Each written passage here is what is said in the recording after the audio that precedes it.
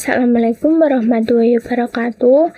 Perkenalkan, nama saya Cynthia Triazari dari kelas 11 TJKT 2. Jadi di video kali ini kita akan membahas mengenai networking models.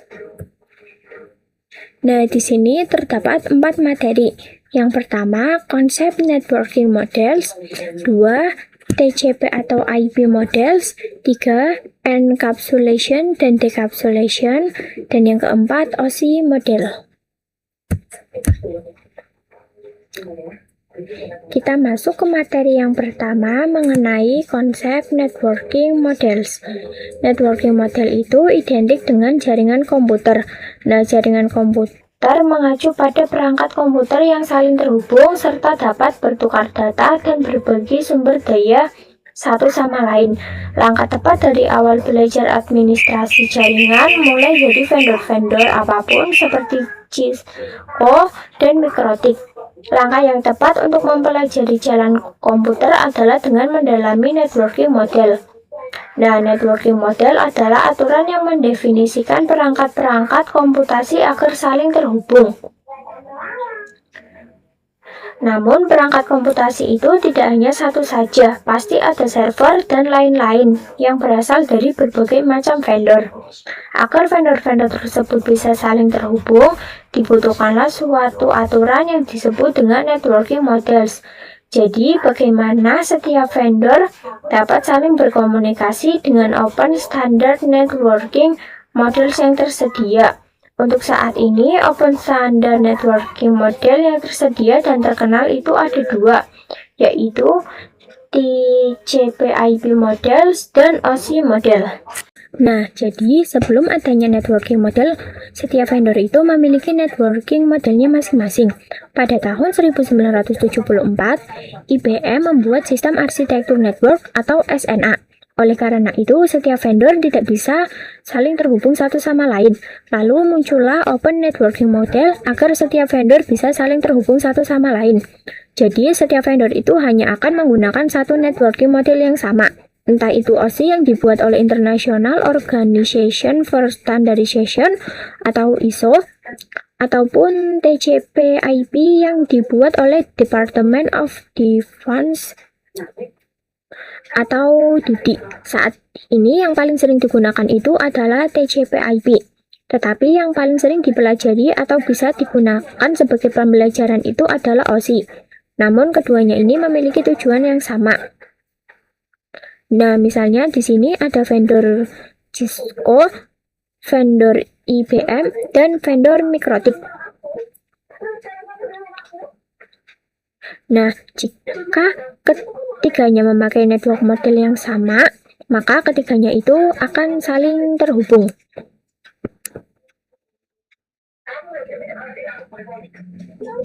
Nah, lalu kita masuk ke materi yang kedua mengenai TCP/IP model. Nah, jadi TCP/IP model itu merupakan jenis network yang model saat ini common digunakan atau yang sering digunakan. Jadi, TCP itu mendefinisikan suatu protokol agar antara komputer utamanya yang berbeda network bisa saling terhubung. Untuk membantu dalam memahami setiap networking, model itu dipecah menjadi 2 bagian kecil, yaitu yang disebut sebagai layer.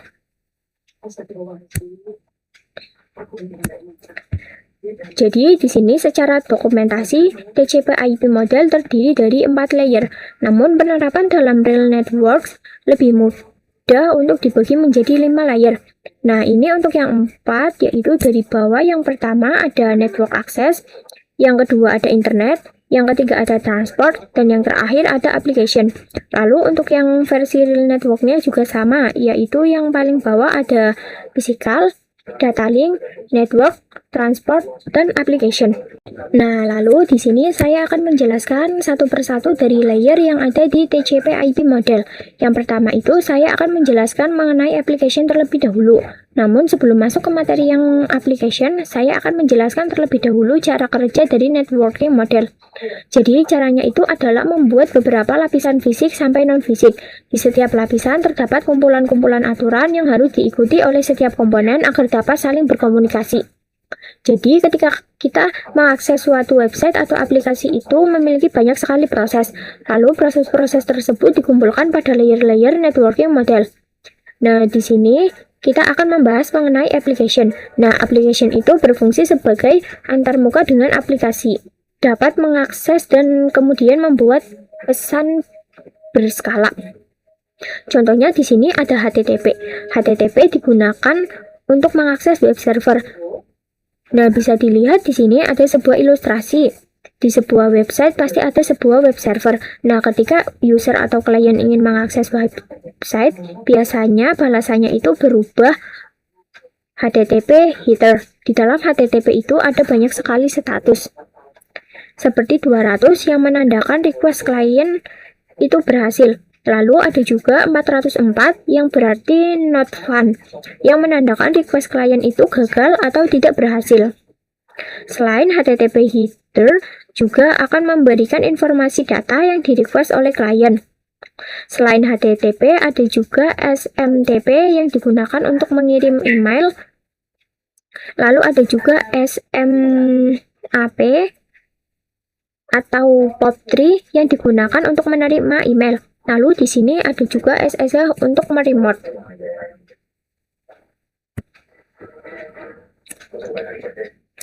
Lalu ada juga transport layer. Jadi dari transport layer itu adalah untuk menyajikan atau memberikan service ke application layer. Terdapat dua jenis protokol yang sering digunakan, yaitu TCP dan UDP. TCP itu lebih mudah digunakan, biasanya digunakan untuk IP karena support checking, sedangkan UDP itu lebih cepat, biasa digunakan untuk video streaming, games, dan aplikasi yang membutuhkan kecepatan data. Salah satu mekanisme yang tersedia oleh transfer lain khususnya ada TCP itu adalah error discovery.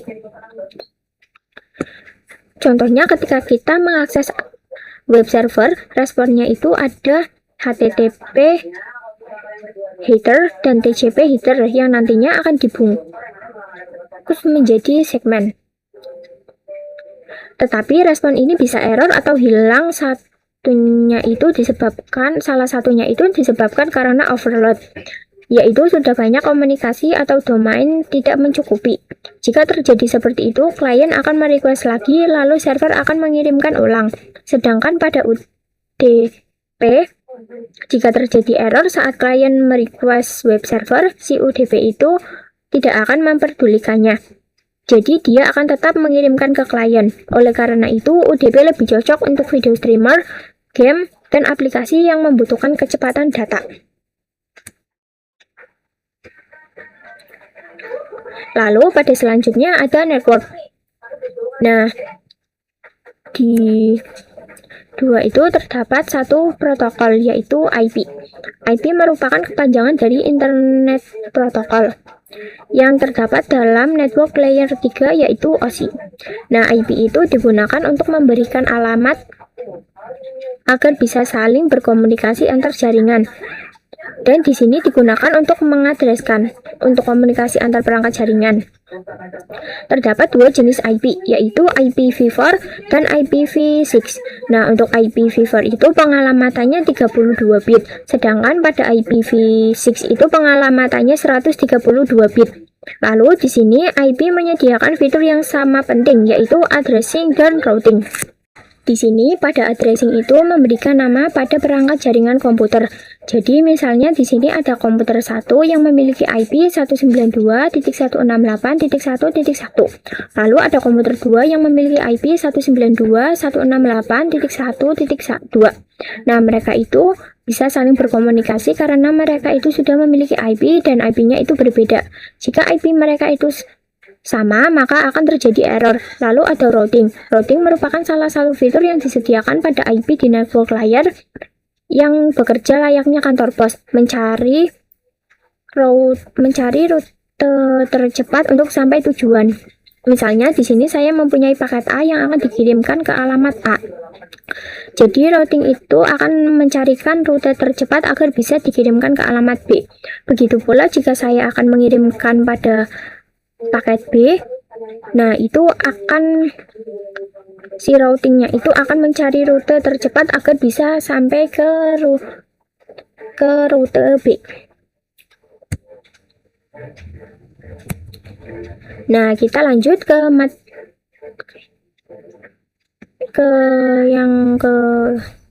kita lanjut ke yang yaitu data link dan physical. Di sini ada data link dan physical. Saya akan jadikan satu karena pembahasannya itu saling berkaitan. Nah, data link itu mendefinisikan protokol yang dibutuhkan physical. Lalu physical itu mendefinisikan cabling pada suatu jaringan komputer atau mendefinisikan secara fisik apa yang digunakan untuk menghubungkan antar device. Contohnya seperti ini. Jika ada perangkat apapun ingin saling terhubung membutuhkan kabel, baik itu wire kabel atau wireless. Untuk wireless contohnya itu ada kabel UTP, sedangkan wireless itu ada gelombang elektromagnetik. Lalu ada salah satu fitur di data link yaitu FCS atau Frame Check Sequence, yaitu Error Detection Mechanism. Nah, jadi error detection mechanism pada data link itu sama dengan yang ada di transport. Bedanya ini itu hanya mendeteksi error saja, sedangkan pada transfer itu bisa langsung memperbaikinya. Lalu ada address yang digunakan pada data link ialah MAC address.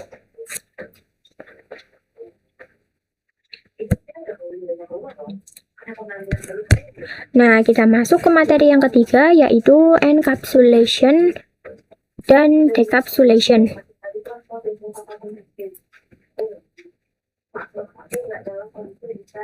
Jadi di sini saya akan membahas mengenai encapsulation-nya terlebih dahulu. Jadi ini itu merupakan proses membungkus data dengan header pada data di setiap layernya. Di sini ada ilustrasi, misalnya di sini ada pengirimnya itu mempunyai data yaitu yang dinamakan application. Lalu data itu diteruskan ke transport. Nah, jadi di sini ada transport, lalu ada data link. Di sini ada TCP header yang dinamakan segmen. Pada network itu diteruskan data link, diteruskan data TCP header dan juga ditambahkan IP, maka pada message ini dinamakan IP paket. Lalu IP paket itu diteruskan ke data link. Maka di sini ada data link header, TCP header, data, dan data link trailer yang dinamakan frame. Lalu di sini memang tidak ada, tetapi setelah data link itu ada physical. Nah, pada physical itu sudah terbentuk bit atau binary. Misal binary-nya itu 0, 1, 0, 1. Nah, lalu kita lanjut ke yang decapsulation. Nah, decapsulation itu kebalikan dari encapsulation. Nah, ketika si sender itu sudah berproses dan sudah dibentuk bit, si server itu akan menguraikannya. Lalu di sini sudah masuk ke network layer. Data link trailernya itu akan hilang atau dihapus. Kemudian naik lagi yaitu transport. Layer IP-nya itu akan juga dihapus. Lalu naik lagi yaitu ke application. TCP atau UTP-nya itu akan dihapus.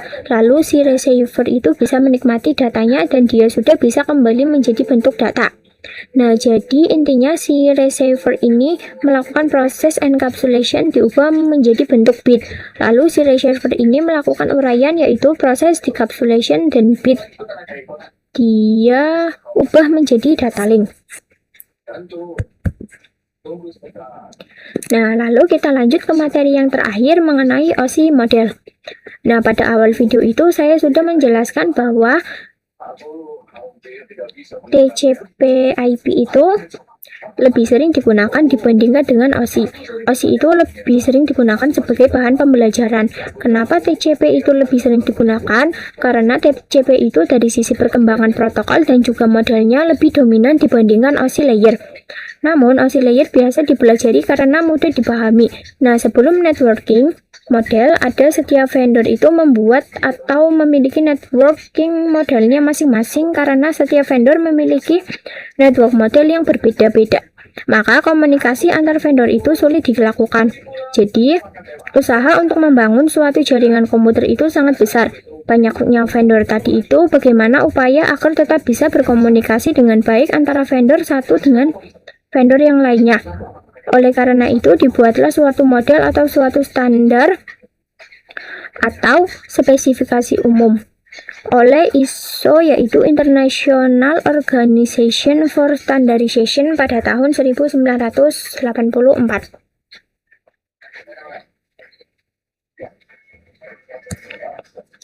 Nah, lalu di OSI model ini terdapat 7 layer, yaitu application, presentation, session, transport, network, data link, dan physical. Untuk nama message-nya pun berbeda-beda. Application itu namanya 17PDU dan lain-lain. Sedangkan pada IP nama message dari transfer itu segmen. Network itu IP paket, data link itu frame, dan physical itu bit. Nah, OSI model ini juga ada yang namanya lower layer dan upper layer. Seperti namanya, lower layer itu yang bawah yaitu 1 sampai 4. Lalu ada upper layer yaitu 5 sampai 7.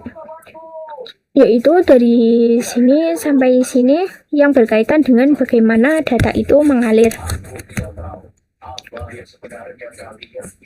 Nah, itu saja video yang dapat saya sampaikan. Kurang lebihnya mohon maaf, dan jika ada kata-kata atau salah kata mohon dimaafkan. Sekian, terima kasih. Wassalamualaikum warahmatullahi wabarakatuh.